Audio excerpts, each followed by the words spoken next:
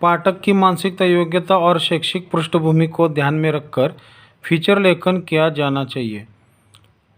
तो देखो वहाँ पर जो पाठक की मानसिक क्षमता कैसी है, वो शैक्षिक भूमि पर ध्यान दे सकता है क्या, इसके बारे में सोच लेना चाहिए। उसे प्रभावी बनाने के लिए प्रसिद्ध व्यक्तियों के कथनों, उद्धरणों, लोकोक्तियों और मुहावरों का प्रयोग फीचर में चार चांद लगा देते हैं। चार चांद लगाना एक मुहावरा है, मतलब वहाँ पर शोभनीय कार्य ऐसा करना। तो इसके लिए हम क्या करते हैं, कथन के बारे में बताते हैं। उद्धरण यानी किसी लेख के अंश को दूसरे लेख में प्रयोग करना, मतलब इधर का जो लेख है इस लेख में आकर उसका प्रयोग करना। और लोकोक्ति मतलब लोगों द्वारा कही गई कोई उक्ति हो या कोई विचार हो या कथन हो, उसके बारे में बताना चाहिए। और बाद में मुहावरे का भी प्रयोग करना चाहिए, मतलब ये चार चांद वहाँ पर लगा देते हैं। फीचर लेखक को निष्पक्ष रूप से अपना मत व्यक्त करना चाहिए। निष्पक्ष यानी परस्पर विरोधी, ऐसा उसका अर्थ है, जिससे पाठक उसके विचारों से सहमत हो सके। तो देखो कोई ऐसा विरोधी काम या विरोधी पक्ष में रहकर अपना जो मत है वो मत वहाँ पर ज़रूर प्रकट करना चाहिए। और जो पाठक का जो विचार है उस पाठकों के विचारों से सहमत रहना आवश्यक है। इसके लेखन में शब्दों के चयन का अत्यंत महत्व है। मतलब देखो चयन यानी चुनना, मतलब वहाँ पर जो शब्द आप लिखने वाले हैं और वो कैसे लिखना है, चुनकर लिखना है, यह अत्यंत महत्वपूर्ण है। अतः लेखन की भाषा सहज संप्रेषणीयता से पूर्ण होनी चाहिए, मतलब उनकी जो भाषा है वो अच्छी तरीके से मतलब समझ में आए ऐसे होनी चाहिए। और संप्रेषणीयता यानी अच्छी तरह एक जगह से दूसरी जगह भेजना, मतलब हम क्या करते हैं, एक जो भाषा है एक जगह से दूसरी जगह पर भेजते हैं, ऐसा उसका अर्थ है। फीचर के विषयानुकूल चित्रों, कार्टूनों अथवा फोटो का उपयोग किया जाए तो फीचर अधिक परिणामकारक बनता है। तो देखो आपने प्राइवेट कंपनियों में देखा होगा कि अगर कोई प्रस्तुतिकरण होता है वहाँ पर वो क्या करते हैं, डेमो देते हैं,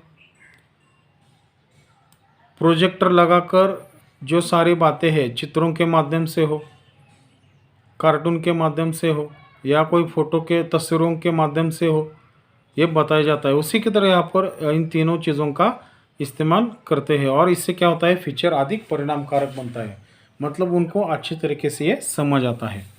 आगे देखो फीचर लेखन के महत्वपूर्ण बिंदु। तो यहाँ पर पहला है आरंभ, मतलब फीचर लेखन कैसे आरंभ करना चाहिए।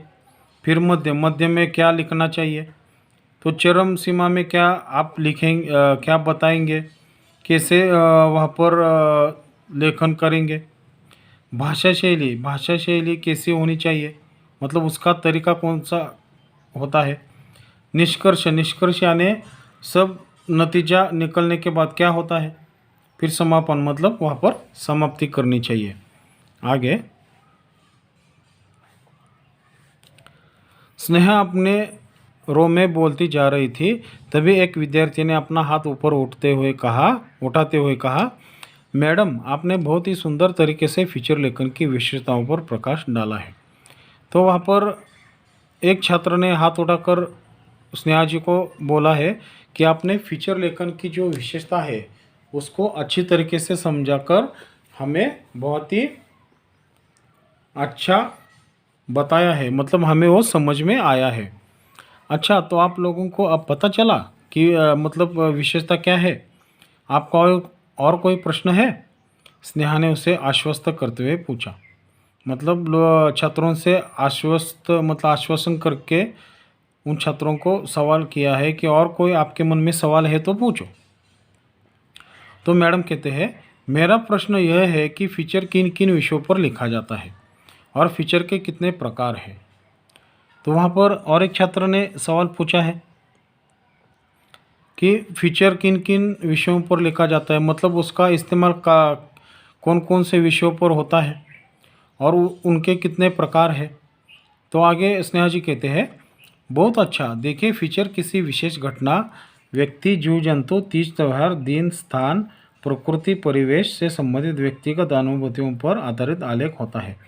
तो ये जो सारी चीज़ें हैं, घटना है, तीज त्यौहार है, दिन, स्थान है, ये सारे व्यक्तिगत अनुभूति है, इसके आधार पर आलेख होता है। आलेख आपको मालूम है, भूगोल विषय में आपको आलेख देखा होगा आपने, लोक संख्या कितनी होती है, क्या कितनी नहीं होती है, इसके बारे में आपने देखा होगा। उसी की तरह ये इन सभी चीज़ों का एक प्रकार का आलेख होता है। इस आलेख को कल्पनाशीलता, सृजनात्मक कौशल के साथ मनोरंजक और आकर्षक शैली में प्रस्तुत किया जाता है। तो देखो वहाँ पर इस आलेख को प्रस्तुत करने के लिए मनोरंजकता वहाँ पर होनी चाहिए, आकर्षक शैली वहाँ पर होनी चाहिए, कल्पनाशीलता मतलब मन में जो आता है वो वहाँ पर कागज़ पर लिखकर आपको दिखाना है, और रचनात्मक तरीके से वहाँ पर क्या करना है, आपको ये प्रस्तुत करना है। स्नेहा ने सभी पर दृष्टि घुमाई, मतलब स्नेहा ने एक और अच्छी तरीके से नज़र घुमाई है। एक क्षण के लिए रुकी, फिर बोलने लगी। फीचर के अनेक प्रकार हैं, उनमें मुख्य रूप से निम्नलिखित है। तो वहाँ पर नज़र घुमाकर थोड़ा रुक कर फिर बोलने लगी कि उसके कोई प्रकार है। तो पहला है व्यक्तिपरक, यानी व्यक्तिगत, मतलब उसमें व्यक्तिगत क्या क्या आता है फीचर लेखन में, ये बताया गया है। दूसरा है सूचनात्मक, मतलब सूचना संबंधी। तीसरा है विवरणात्मक फीचर, मतलब सविस्तार वर्णन करके वहाँ पर बताना है। आगे है विश्लेषणात्मक, मतलब जो विश्लेषण वाली प्रक्रिया के अनुसार हो, ऐसा वहाँ पर फीचर लिखा जाता है। साक्षात्कार, मतलब मुलाकात के आधार पर फीचर लिखा जाता है। और विज्ञापन फीचर, मतलब इश्तेहार हो, निवेदन हो या सूचना हो, वहाँ पर हम क्या करते हैं, देते हैं। तो ये मुख्य रूप से उनके प्रकार है, ये वो समझाते हुए प्रकार के बारे में बताने की कोशिश की है। मैडम, हम जानना चाहते हैं कि फीचर लेखन करते समय कौन सी सावधानियां बरतनी चाहिए, मतलब हमें क्या लिखना चाहिए, क्या नहीं लिखना चाहिए, गलती नहीं करनी चाहिए, इसके बारे में बताना है। तो बाद में एक विद्यार्थी ने जिज्ञासावश प्रश्न किया, मतलब कुतूहल से वहाँ पर सवाल किया है, बड़ा ही सटीक और तर्कसंगत प्रश्न पूछा है। तो वहाँ पर वो कहते हैं कि एक बड़ा ही सटीक मतलब उचित और तर्कसंगत यानी तर्क के अनुसार यह जो सवाल है आपने पूछा है। आज स्नेहा ने इस विषय पर बोलना प्रारंभ किया। तो वहाँ पर उन्होंने कौन सी सावधानियाँ बरतनी चाहिए इसके बारे में वहाँ पर बताया है। फीचर लेखन में मिथ्या आरोप प्रत्यारोप करने से बचना चाहिए, मतलब फीचर लेखन परखते समय उसमें कोई असत्य, मतलब कोई सच्चाई है क्या नहीं, और सच्चाई है तो किस वजह से, और सच्चाई नहीं है तो किस वजह से, मतलब एक प्रकार का दोष वहाँ पर वो क्या करते हैं, फीचर लेखन पर डालते हैं। तो इससे ऐसे करना बचना चाहिए। अतिक्लिष्ट और अलंकारिक भाषा का प्रयोग बिल्कुल भी ना करें। तो अतिक्लिष्ट यानी मतलब जिसमें समझना मुश्किल हो, ऐसी भाषा वहाँ पर नहीं होनी चाहिए। और अलंकारिक भाषा मतलब जो संस्कृत भाषा हो, पाली भाषा हो, ऐसे अलग अलग प्रकार का जो भाषा है उसका प्रयोग भी नहीं करना चाहिए। झूठे तथ्यात्मक आंकड़े, प्रसंग अथवा घटनाओं का उल्लेख करना उचित नहीं।